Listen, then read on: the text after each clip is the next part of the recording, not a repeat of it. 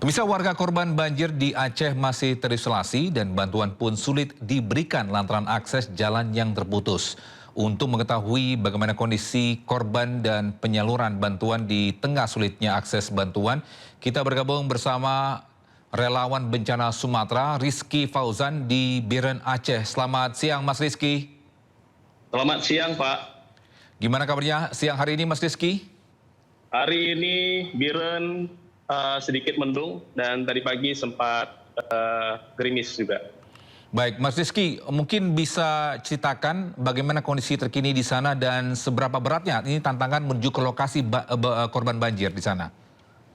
Baik, kondisi saat ini memang di beberapa titik air sudah surut dari beberapa hari yang lalu, namun untuk di wilayah Aceh Tamiang masih ada genangan lumpur yang mungkin sulit untuk kita masukkan distribusi bantuan yang berada di Aceh Tamiang. Sementara untuk di wilayah Aceh Tengah saat ini kita masih berupaya memasukkan bantuan melalui jalur darat, tetapi kondisi juga masih belum bisa terhubung, putus total. Saat ini kita baru bisa menembus di kilometer 37. Itu sekitar 10 kilometer lagi menuju ke Kabupaten Bandar Meriah. Untuk Mas Rizky sendiri sudah berapa lama Mas ke tempat-tempat yang terisolir atau enggak mungkin ada berapa titik yang sulit untuk dicapai di sana? Ya, untuk saat ini kami sudah melakukan penyaluran support untuk dapur umum di 35 titik, mulai dari Kabupaten Pidi Jaya, Biren, Aceh Utara, Langsa, dan juga Aceh Tamiang. Baik, kita tahu Mas sudah ini ya, sudah sekitar 2 pekan ini setelah bencana banjir, namun akses menuju lokasi ini masih terputus dan harus dibuka paksa. Apakah Anda merasa pemerintah daerah atau pusat ini kurang sigap dalam memulihkan akses sehingga perlu bantuan relawan?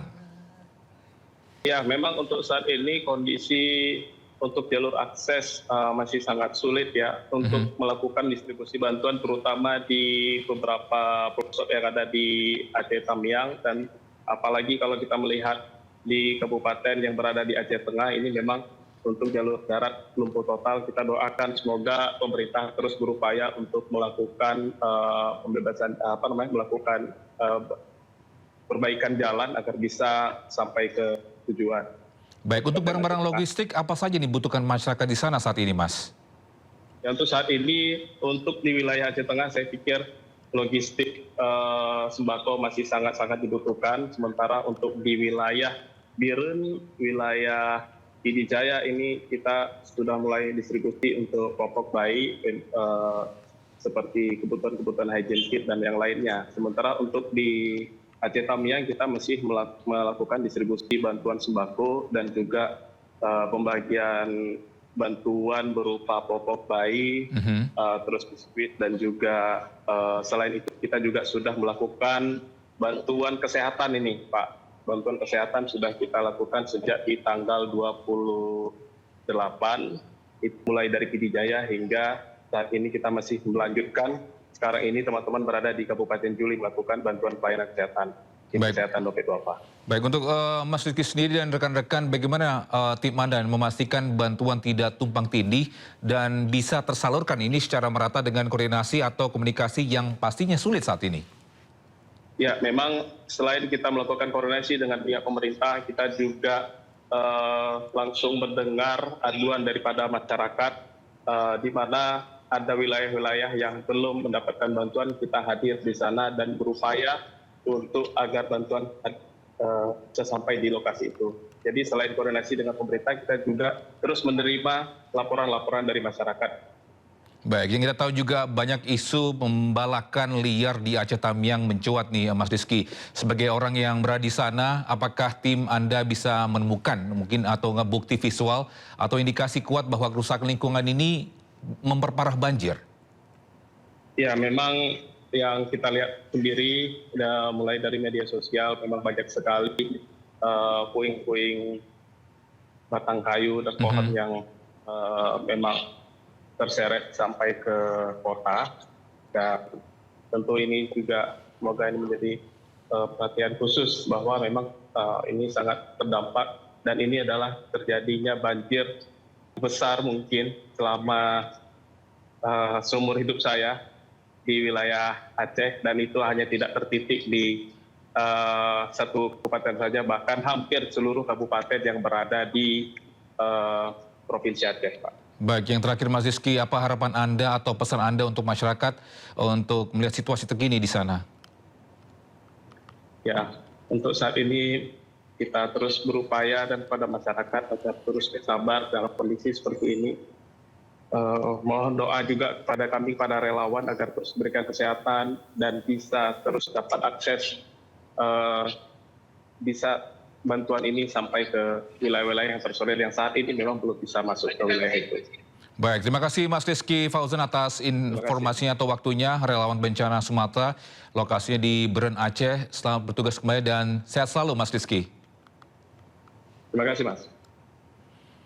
Baik, pemirsa, kita ke informasi selanjutnya. Ini di mana Komisi 4 DPR RI menyoroti banyaknya temuan kayu gelondongan di lokasi banjir dan longsor di Sumatera saat rapat dengar pendapat antara Komisi 4 dengan Kementerian Kehutanan. Komisi 4 menilai telah terjadi pembiaran terhadap sejumlah aktivitas pembalakan liar dan tambang ilegal oleh Kementerian Kehutanan. Silakan. Pak Rohmin mana? Oh, mudah-mudahan. DPR mencecar Kementerian Kehutanan terkait bencana di Sumatera Utara.